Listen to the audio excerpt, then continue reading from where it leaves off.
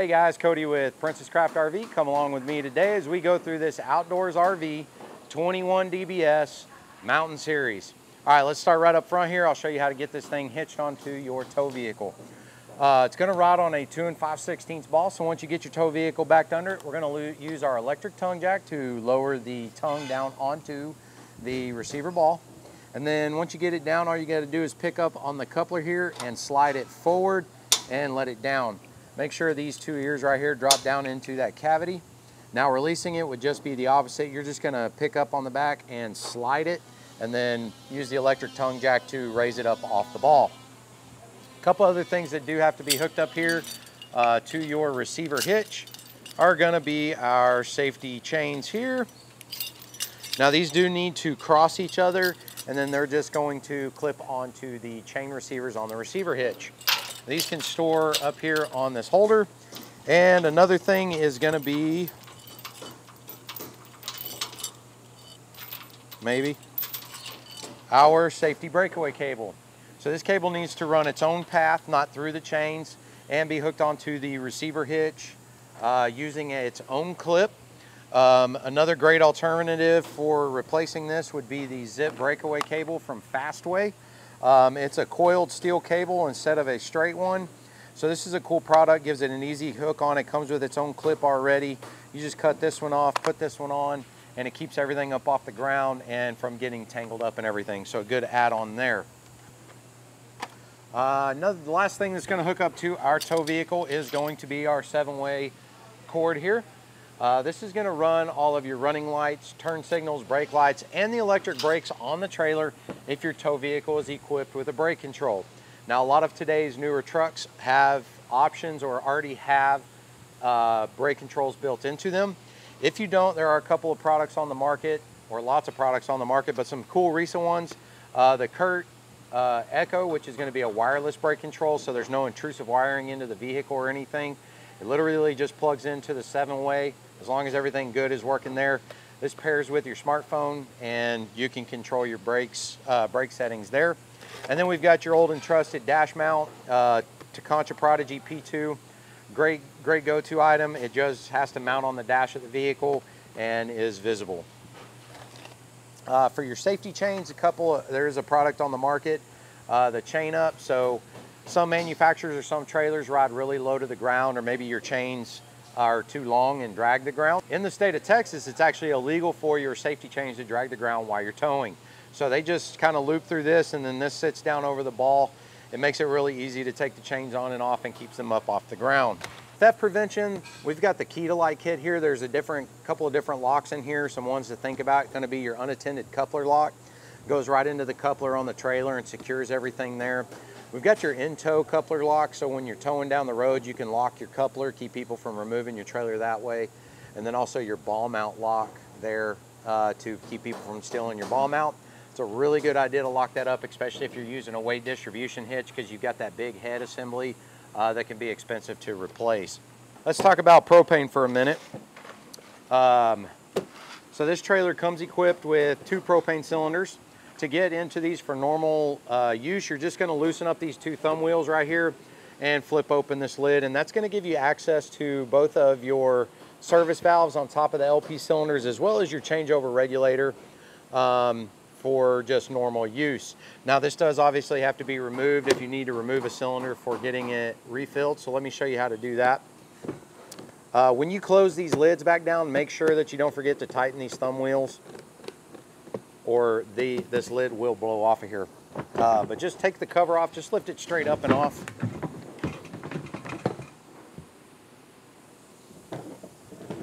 All right, so 30-pound propane cylinders is what this trailer is gonna come equipped with. They cannot be exchanged, so they do have to be refilled. But to get them off of the trailer for refilling, first things first, make sure whichever cylinder you're gonna be removing from the trailer, the service valve is closed.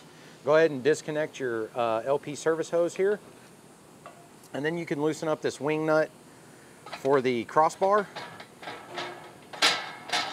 Now some people like to take this all the way off. Some people just like to loosen it up enough to get the cylinder out. Whatever works best for you. You can take it all the way off. I like to just take it loose to where I can tip the cylinder out, and then I can take the cylinder in to a refill station and get it refilled. Now, anytime you're transporting a propane cylinder, just remember that it needs to be in the upright position, or at least a cylinder of this style, for your protection, safety purposes, all that good stuff. So transport it upright. Putting it back on the trailer is just going to be the opposite. Just going to get it back up here. Again, lift our crossbar and get it back on top of the cylinder here. Go ahead and snug down the wing nut. These do not need to be over tightened, they just need to be snug. And then you can go ahead and reconnect your service line. Now, if you want to put this cylinder back into use, you can go ahead and turn that cylinder back on. So, like I said, this does come equipped with an auto changeover propane regulator. So the way this works is, if you keep both of these cylinders open, it's going to automatically deplete your main supply cylinder, and then it's going to start pulling propane from the other cylinder without you ever knowing. So what we recommend doing is keeping one cylinder on, one cylinder off, and using the changeover selector there to decide which tank you're using. So if, say right now this one's on, this one's off, when this one goes empty, we're going to close our service valve. We're going to flip our selector switch over to change cylinders and go ahead and open up the other cylinder. Now we can remove the empty cylinder and go get it refilled and know how much propane we have. Well, another option for that would be the LP tank check. So this is actually a sensor that magnetically sticks to the bottom of the propane cylinder, and it sends a sonar pulse through the cylinder and can actually detect how much propane is in the cylinder. Now, there's a couple of different options for these. You can get them where they Bluetooth to your cell phone, or there is an optional monitor that can be installed inside the trailer, and you just push a button on it. It tells you how full the cylinders are, and you keep going. This is a really cool device, and it's going to be the most accurate thing on the market. All right, once you're all done under here, just don't forget to put your cover back on. One thing I did forget to mention, so Outdoors RV does provide the Stay Flow Plus here, which is a good inline deal. It's going to go right at the propane cylinder in line.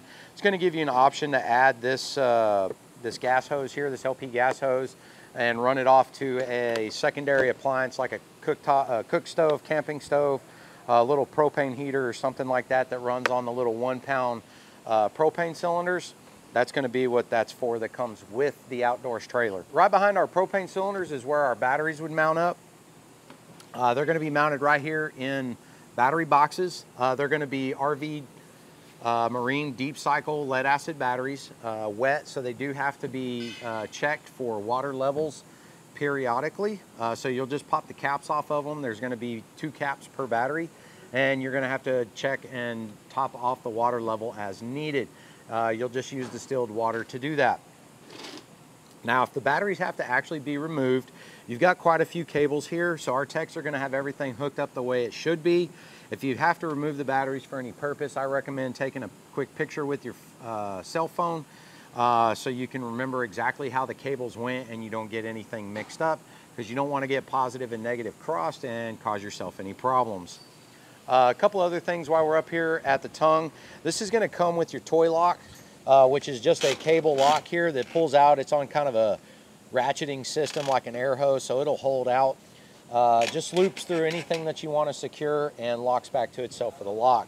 This is great for portable generators, dirt bikes, bicycles, anything like that that you're going to take with you that you want to secure. And then we also have a service light up here that just has a switch on the bottom of it. All right, moving on around here to the off-door side of the trailer. We've got a giant storage compartment here with what we call a slam latch. Literally, you can just slam these shut and they latch down. Keyed lock. It's just held open with a magnet on each side here because it is quite a big door. And inside, you're going to find a pass-through storage with some other storage cubbies here.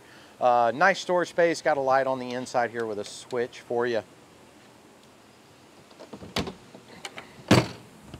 All right, so let's talk about slides real quick. So on the side here, you'll see your slide tracks, top and bottom, these big aluminum tracks. Periodically, you are going to want to clean and lube these. So Thetford makes a good slide lube. You don't have to use Thetford, but get something that has TPFE or Teflon in it for these slide track systems. It does a good job. Just make sure you get all the heavy debris off, spray it on, run the slide in and out a couple times. That'll transfer the lube and you'll be good to go. Now for the rubber seals that run all the way around the slide, you'll want to use a slide out rubber seal conditioner to spray onto those. It's kind of like tire shine. You just spray it on and let it go. You're good to go. That's going to keep that rubber pliable, keep it moving like it's supposed to, and keep it from getting cracks in it that then may allow water through. Underneath the slide, we're going to see a white handle down there. That's going to be your freshwater tank dump. So whenever you're ready to dump all your fresh water that you have stored in the freshwater tank, you're just going to pull that lever and it's going to dump straight out. All right, let's talk a second about wheels and tires. So Outdoors RV talks about torque specs and everything on their wheel lug nuts. It is a good idea to check them. You can see here that they're recommending a retorque at 10, 25, and 50. That's after the wheels have been off for service and also when the trailer is brand new. So it's considered brand new at this point. It's torqued before it leaves here. It's a good idea to torque it on your way home and check it to 100 foot-pounds. Tire pressures, you also want to check those. They've been checked before you leave here as well, but you do want to check that anytime before you hit a trip. If you don't remember what your tire pressure is supposed to be at, on the off-door side at the very front of the trailer, you'll find this yellow and white tag. That's going to have your tire size and your recommended PSI for the tires. So know that information, check them regularly, and that will help you get down the road safely. All right, moving on back. We're going to have our 30 amp 110 connection here.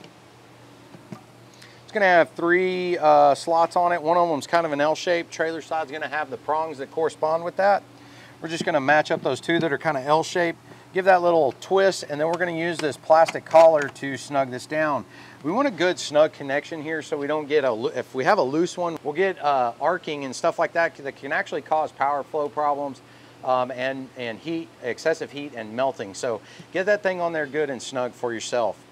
These 2 little coaxial connections here on the outside, this one would be for like park cable. This one that says DSS is going to be for a satellite. And I will show you how the corresponding hookups on that go on the inside. Now we've got your outside shower here. Very easy. Now you do have to coil up your hose, as you can see around the mixing valve there, to fit everything back inside. Hot and cold knobs, and then we've got a flow control button here on the shower head for controlling the water flow. Now a couple of key points on an outside shower. Don't forget to winterize it when you do winterization. Since it is exterior, we see these showers freeze up and crack more than anything else. And the other thing is make sure you shut the knobs off when you're done so you don't accidentally maybe get some water flowing back into the trailer or cause any weird hot water mixing issues. This compartment's just held closed with a thumb latch. All right, so now we've got 2 water hose connections right here. Don't get these 2 mixed up. The top one says Sani Flush on it. This is gonna be your black tank flush. So when you dump your black tank, you're going to hook up a black-gray water hose or a designated hose for black water service. Don't use your freshwater hose here that you use to supply fresh water to the trailer. Hook it up, turn it on, make sure your sewer hose is hooked up to the dump, and open up the black valve. Let this run for about 5 or 10 minutes. And that's going to give that black tank a good flush and get everything kind of cleaned out that may not have come out during normal dumping. Now the bottom one is going to be our standard city water hookup. So when you're staying in a campground that has city water connection, you're going to be hooked up through your water pressure regulator to your water hose and then up to this. Now we've been asked where the water pressure regulator goes a couple of times. It can go, it can really go on either end of the hose depending on what hose you're using. So some hoses have maximum operating pressures of 60 PSI. If that's the case, you're going to want to use a good water pressure regulator at the bib side of the hose, which is the other side, not the trailer side.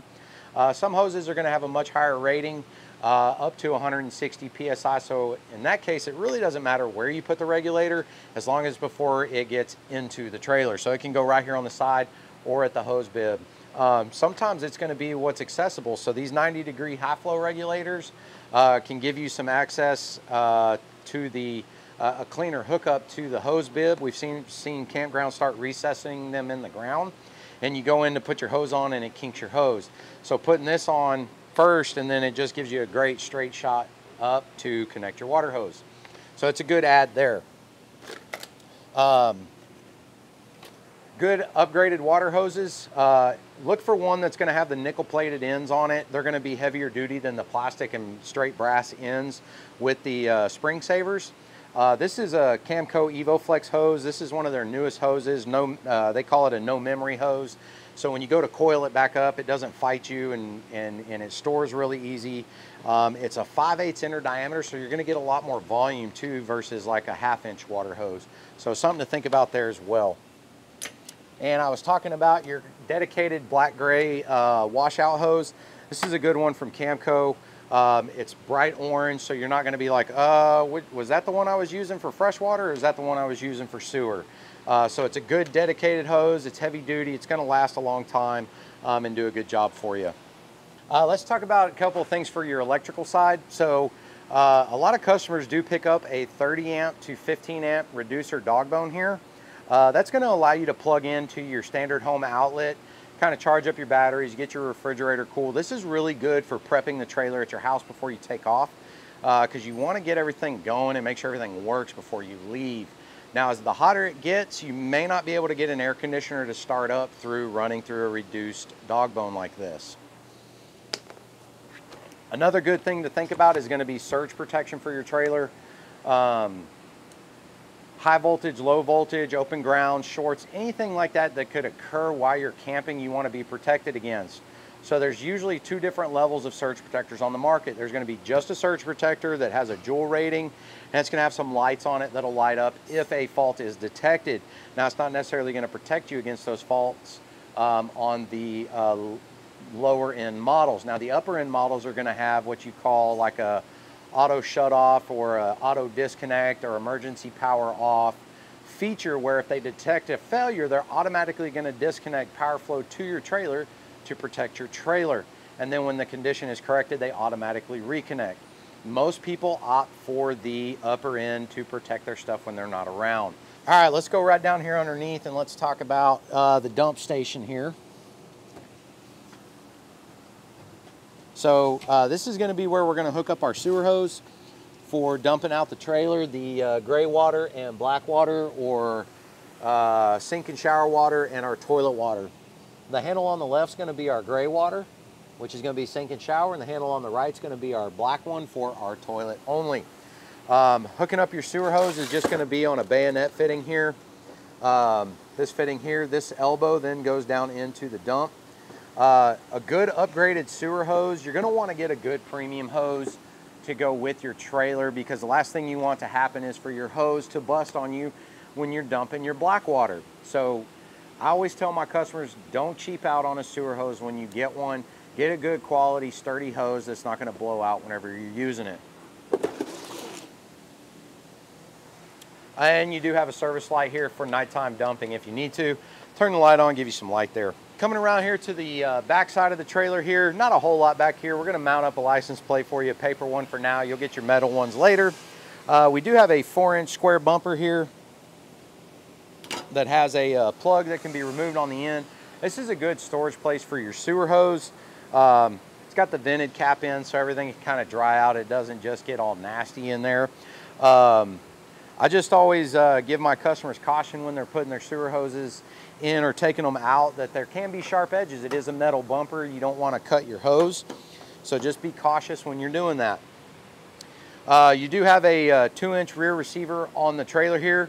Outdoors is max hitch capacity is 250 pounds on that, so you can put a bike rack in there, you can put a little luggage rack, put some stuff on it, you know, get you like a little portable generator or two to put on there that will still be under your weight rating. We've also got your spare tire mounted back here. If you've got to change a flat out, just remember, if you've got to jack the trailer up, you want to get on the frame if you can. If not, you want to get to the axle as close out to the wheel and tire assembly as you can. Never jack from the middle of the axle. You will bend the axle tube, so just keep that in mind. Just peel this cover off. There's going to be 2 lug nuts in there that hold that thing on. Unbolt them, take this off, and change out your flat. We've got your roof access ladder here to get up and inspect the roof. You need to go up there at least every 90 days. Most manufacturers are going to recommend checking the seals and sealants every 90 days. If you can't get up there and check them out, have somebody else do it for you. and it's a good idea to get your trailer in at least once a year to a service center and let them do an all-over exterior check. Make sure you're not having any water intrusion or anything like that. Things that you'd be looking for in your sealants would be like pits, cracks, gaps, anything like that that you might think water could get through. So typically on roof sealants, you're going to find a lap sealant of some type. There's 3 different roof membranes pretty much that everybody's using now. It's going to be PVC, TPO, or EPDM. There's also still metal roofs on the market as well. So finding like a universal lap sealant, this one's by Dicor. It's been around a long time. It's a good product. It can be used on just about all roof membranes. There's an XTRM brand from LaSalle Bristol, which is a good one. And then things that are not on the roof can be resealed with a silicone product, DAP or Sikaflex or Sika products are other good ones. There's different things. If you have any questions about what to use, you can always give us a call. All right, so coming into the rear bunk access on the back end of this trailer on the door side, it's going to give you some storage access here. You can also get into the lower bunk here if you've got somebody that can actually climb in and out. But this can tip up. It's going to have support struts on it to hold it up, and it gives you a really nice big storage area here that you can put stuff. Maybe a good place to store like a portable generator if you don't want to secure and put something on the back end of the trailer. There are some danger warning stickers here talking about combustion engines and things like that for, you know, inhalation or suffocation issues, things like that. So make sure you don't have anything in there running while you're staying in it for sure. Our side vent for our refrigerator, going to be a Norcold refrigerator. The side vent here is easily removed, so we do recommend that you pull it off and give this a good clean inspection every now and then. A couple things to point out, it's going to be our 110 power cord over here plugged in. This little flap right here can be open for inspection purposes. You can get in here and see if there's a bug nest or something in there. You can also check and see if it's lit on gas. If you're concerned if it might not be lighting on propane, you can just flip that out of the way and take a look. You'll see the blue flame in there. The last thing I like to point out to my customers is going to be this manual shutoff valve right here for the LP gas for this thing. If for some reason this electronic valve fails to the open position, this would just be constantly flowing propane gas. So instead of shutting the propane off to the whole trailer, if you need to, you can just turn this valve and that'll shut that off there. Now when you put these covers back on, make sure you get them put on correctly. Make sure you get all those tabs in along the bottom. Get this thing snapped on, and don't forget to turn these locks up here at the top. This is the lock position. If they're straight up and down like this, they're not latched or locked in place. Make sure they're turned. If you don't get them, this thing will blow off. It'll be missing when you get to your location. Just below that, we're going to find our Suburban furnace exhaust. Anytime you're running your furnace, you're going to have heat coming out of here. So don't cover it. Don't put anything over it that might block the airflow. Give caution to little hands or anything like that that might be around it in the wintertime. Now we do recommend using insect screens on your refrigerator vent, your furnace vent, and your water heater vent to keep out primarily dirt daubers. They like to get in, build their little mud nests or dirt nests in your appliances that then affect the operation on the propane side generally. So that can be one thing that can be prevented by using an insect screen. We do have an exterior 110 outlet here next to your furnace. And that's going to bring us to our 6-gallon gas electric water heater. A few things to point out on this for you to know about. Dead center here, we're going to have our drain plug / anode rod, which is going to be this guy right here. This is going to thread in there. It's going to keep all the water in the water heater. Now this rod right here will deteriorate as it gets used. That's completely normal. If you look right here in the middle, it's kind of hard to see, but you'll see that skinny rod that runs right down the middle.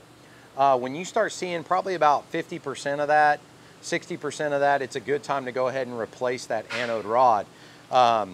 When this thing gets put away for storage, when you're not going to be using it for probably more than a week, I always like to go ahead and just pull this out and let the water heater drain out. That way you're not wasting your anode rod, and you're also not leaving a bunch of debris as this thing deteriorates inside the water heater. Now they do make a clean out device that goes on the end of your water hose that makes it real easy to spray these out. It's a good time to do it whenever you're going to be putting it away for the winter and inspecting your anode rod. The other thing that's going to be down here is going to be our 110 electrical on-off switch, which is right here in the bottom left-hand corner. That switch has to be turned on in order for the 110 heating operation of the water heater to work. Now again, we talked about insects getting in and building nests. So this tube right here is going to be your propane flow tube, and then your burn chambers kind of back here. Even a spider web we've seen before get in here will interrupt the flow of propane. So inspecting this periodically for insects is a good idea. Bug screen's not going to keep out most spiders. They can fit through some pretty small areas, but you won't have a dirt dauber issue if you put on an insect screen for that purpose. Before you fire up a water heater, always make sure it has water in it. The way I like to do it is with the pop-off valve up here at the top.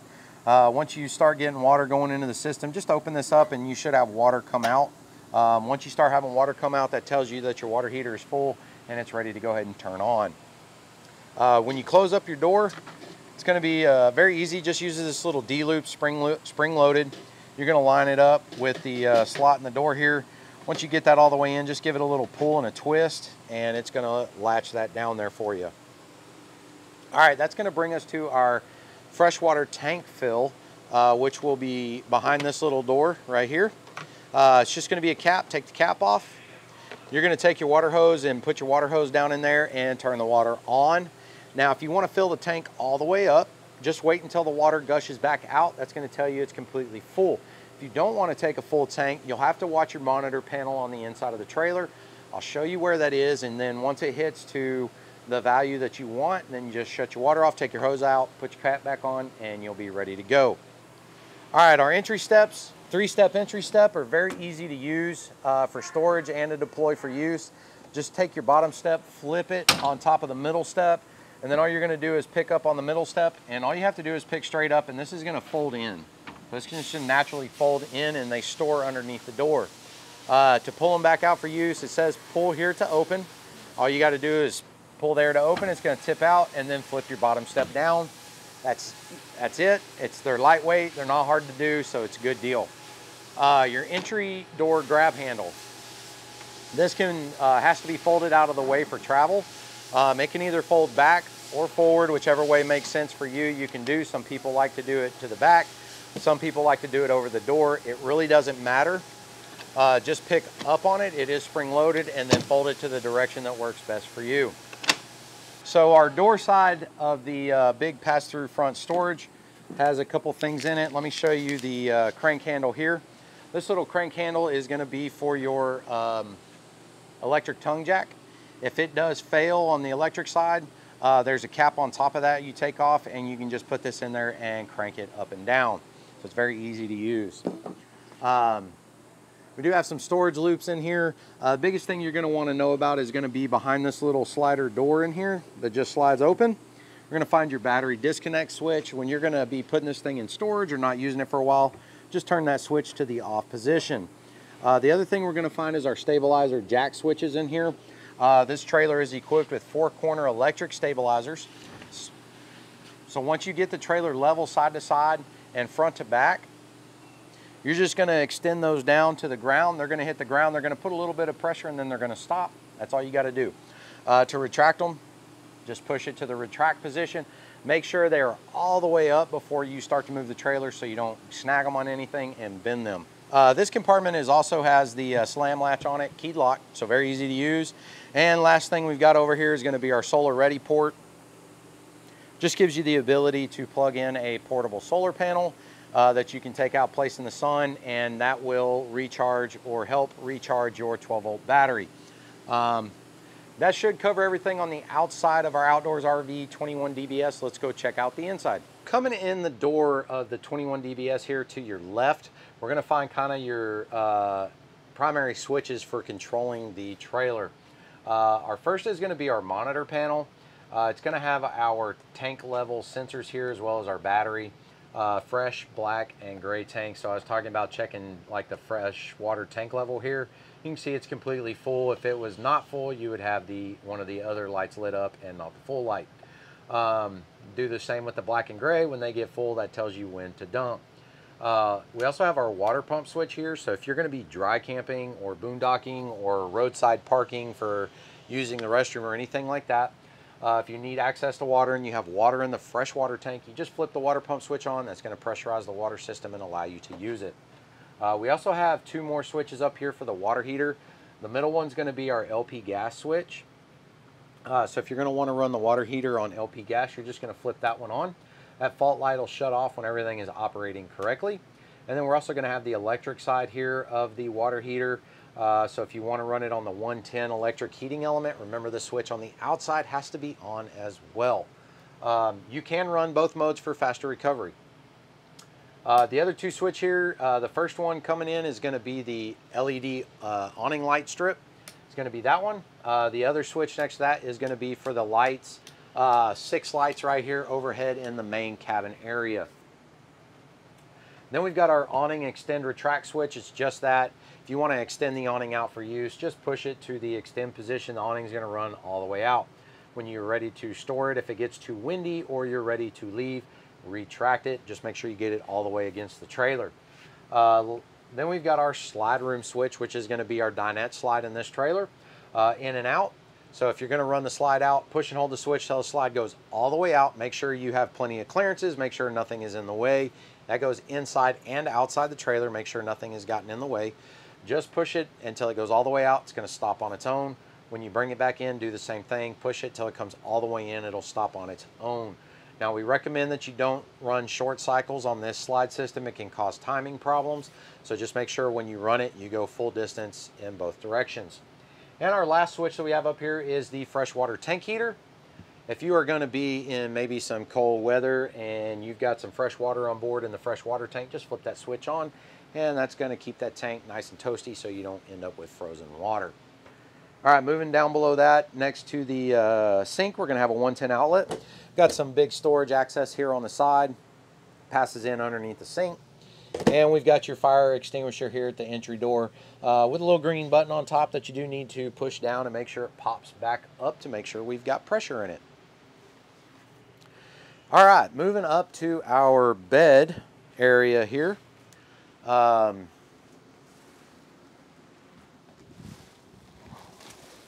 We do have storage underneath the bed. The bottom here is going to flip up on some gas struts and push all the way up and out of the way for you. They are pretty strong, so just give caution to that. They've got to lift that mattress.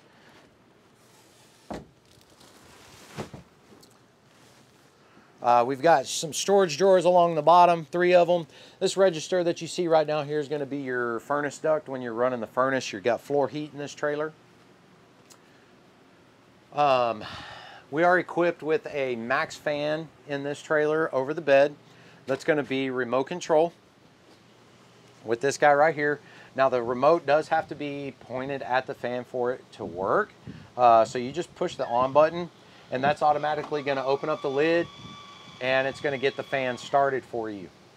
Now the cool thing about these is they already have a rain guard on them. So you don't have to install anything else on the exterior and that vent can be left open when it's raining or anything like that. Now if you want to do speeds, there's a couple of, you can just use the fan button here. You can see our speed percentage right down here changes. And then you can also do a temperature set that you can try to achieve, which is going to be the positive and negative button. You can see it'll change the desired temp here, and you're also going to have a room temp. So you'll see what you're trying to achieve and what you actually are. Now you can reverse the vent fan here too, so it'll pull air in or out. And then this can also be run in a position that they would call like a ceiling fan. So you can just close the lid and keep the fan running and it'll circulate air inside the trailer that way as well.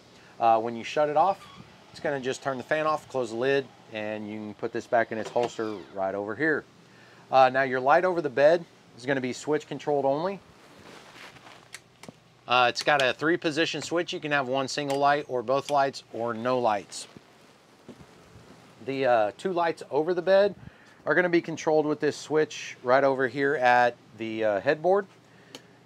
Just a switch right there. You've also got a USB charge port and another 110 outlet.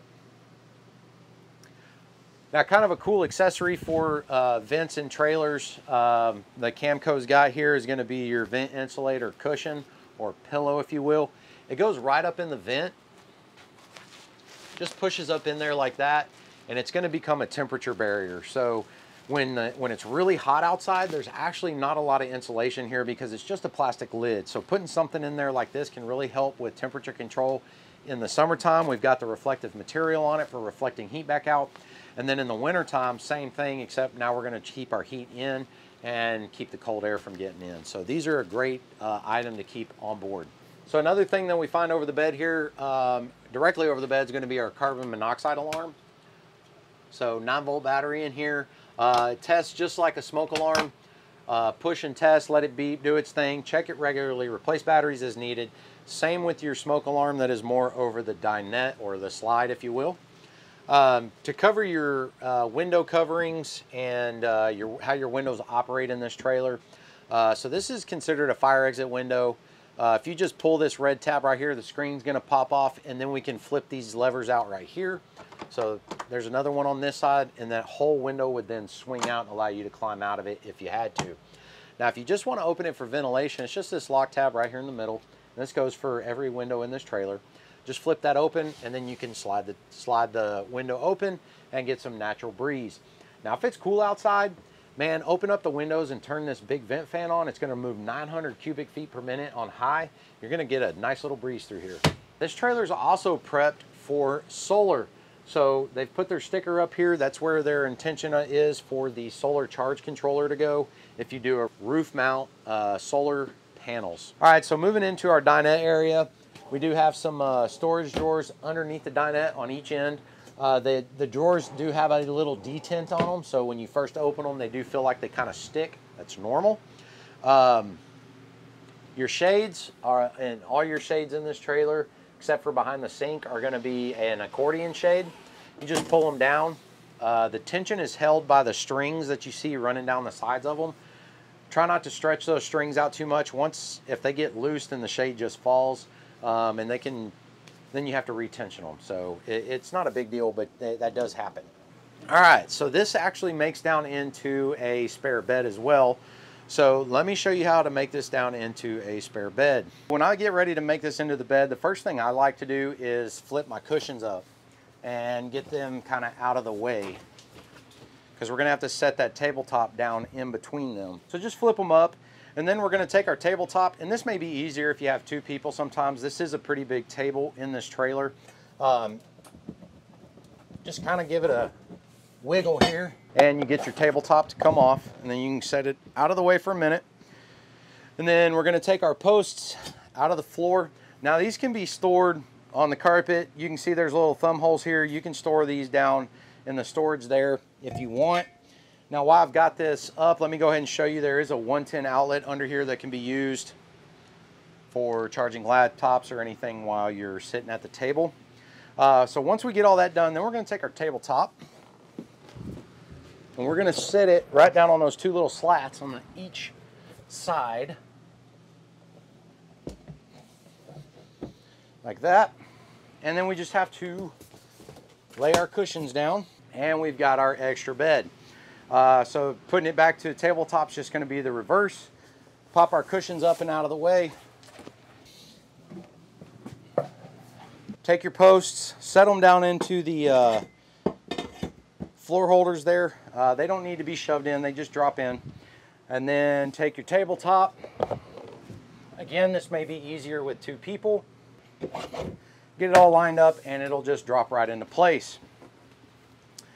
Then just put your cushions back in place.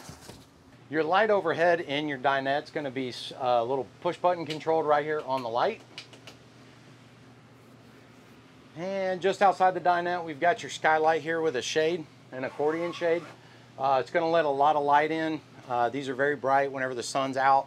It's also a good heat source while you're inside the trailer, so if you're wanting to reduce light or reduce heat, close that accordion shade up and block a little bit of that incoming heat. Time for our entertainment center here. It's going to come with your Jensen TV. It's going to be 12-volt operated. It's got a little bungee cord here that keeps the TV from swinging out. It also has a swing away mount here, so if you pull down on this, it's actually going to release the TV and allow it to swing out. Now you can position it to a more friendly position for you, whatever works for you in that manner. A couple other things that we've got going on back here. We do have a 110 outlet And we've got your booster panel back here for the antenna. So right now you can see that green light is on. That means we're going to be trying to use the over-the-air antenna mounted on the roof. If you want to use the exterior cable port, you're just going to flip that off, and that's going to allow the cable signal to flow through. Now, if you're going to hook up to an exterior satellite, that's going to be the top jack. Once that satellite's hooked up, the top jack's actually going to be the input to your satellite receiver box, and then your receiver box is generally, on today's receiver, is going to be an HDMI out to the TV. That's pretty much it for the TV, for what's up here. Just be sure that you get this thing stored well when you get ready to travel. If it swings out and gets hung behind the slide or anything and you don't realize it, you will end up with some stuff that's broken. So to get it to latch, just work it back to the corner. It's automatically going to latch into that. And then just don't forget your bungee cord here to help keep it there. Now to finish off our entertainment stuff, we've got our Furrion radio here. It's also going to be a DVD player, Bluetooth pairable, so you can stream music to it. And it's also going to control all your speaker functions and all that kind of stuff for fading and inside, outside speakers, all that good stuff. Right next to that, we're going to have our 12-volt accessory port and our 2 USB charge ports. And we got a nice big cabinet here for storage. And below that, we're going to have our power distribution panel. It's going to have our 110 breakers and our 12-volt fuses in it. I recommend getting an assorted pack of 12-volt fuses to keep with you on hand in case one blows. That way you can replace it and hopefully keep going with whatever may have gone out there. You can get those fuses pretty much anywhere. They're just old-style Blade automotive fuses. That's going to bring us to our Coleman thermostat here. It's a very easy mechanical thermostat. You see here we've got 2 switches and then your temperature slide right here. Cool fan off and heat. So you just select which mode you want here. And this is all going to be fan setting here. If you want just a fan, you can turn that just over to high when you're on fan mode here. Other than that, we recommend leaving it in auto high to prevent any kind of freeze up or anything like that. And then you just choose your desired room temperature here, and that's what it's going to do. So while we're talking about air conditioner, let's talk about the distribution panel up here on the ceiling. So you can see I've already got this one side dropped down.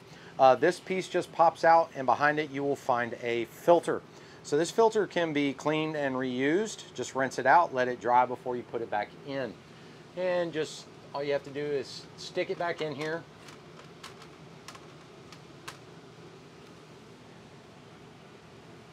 And then you're going to pop this cover back on. And then we've got a couple of vent flaps here on the side that can be open and closed. So if we have both of these open, all your air is pretty much going to blow straight down here into the dinette and kitchen. If you close these off, that'll direct more airflow to your ceiling vents, which then you can rotate. And these can even be closed off to increase airflow to other air vents. That's going to bring us around to our Norcold refrigerator. These refrigerators take anywhere from 12 to 24 hours to completely cool, so we recommend prepping them at least the night before to get everything nice and cold. And we recommend not stocking them with all of your warm products. We try to have everything nice and chilled before we put it in. That'll help the efficiency of the refrigerator. Now this has only got 3 buttons on it, so it's very easy operation. If you want to turn it off, you're just going to push and hold the power button until the green light goes off.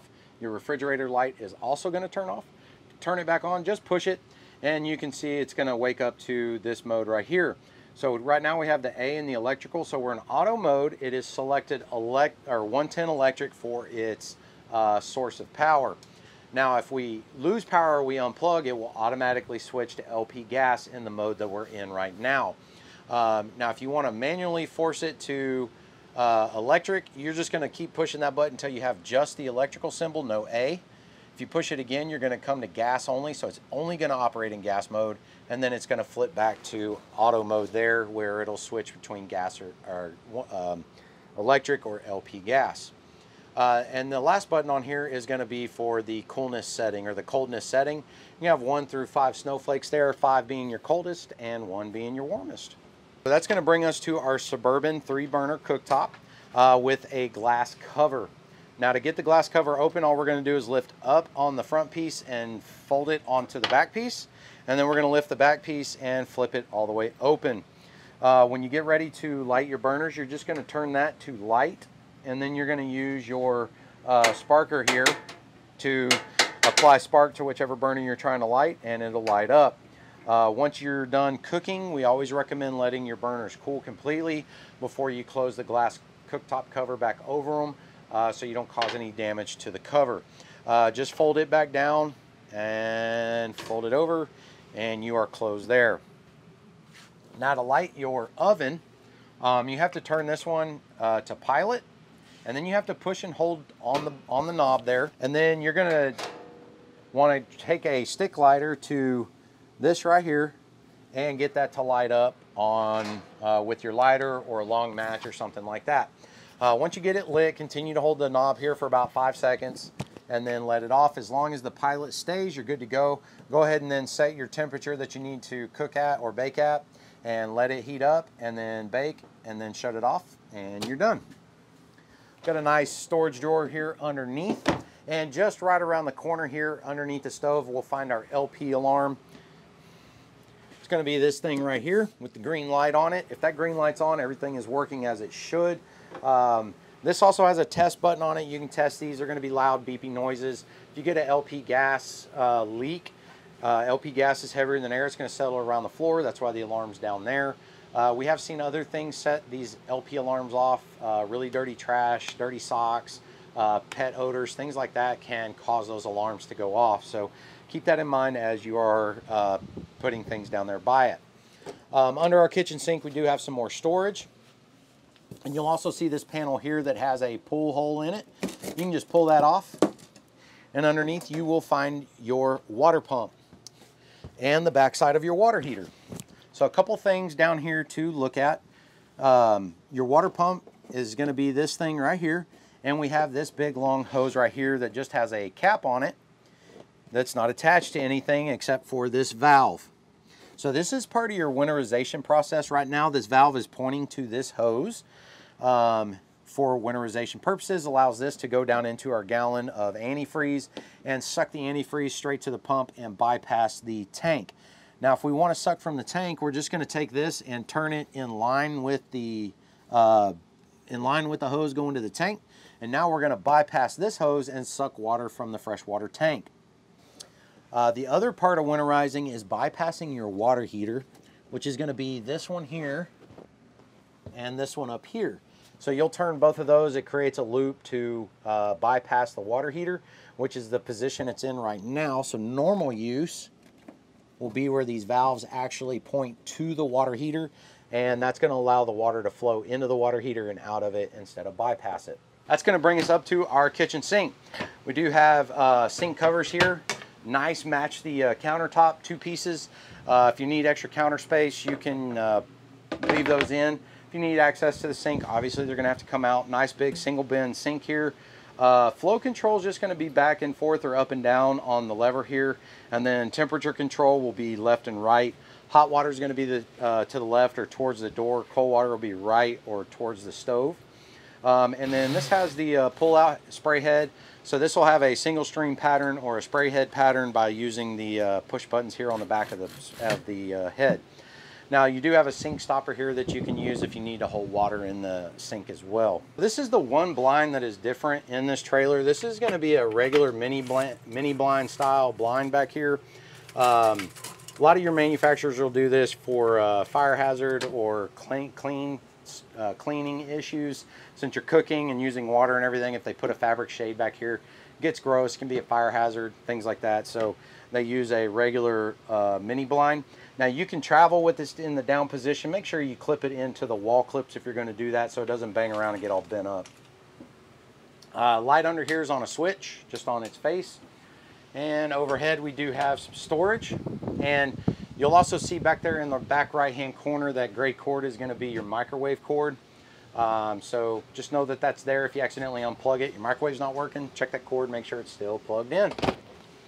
While we're talking about microwaves, you've got a high point turntable style microwave in here. Just like most home microwaves, set your time, let it go, and you're good to go. So on our vent hood, we do have a light as well as a fan.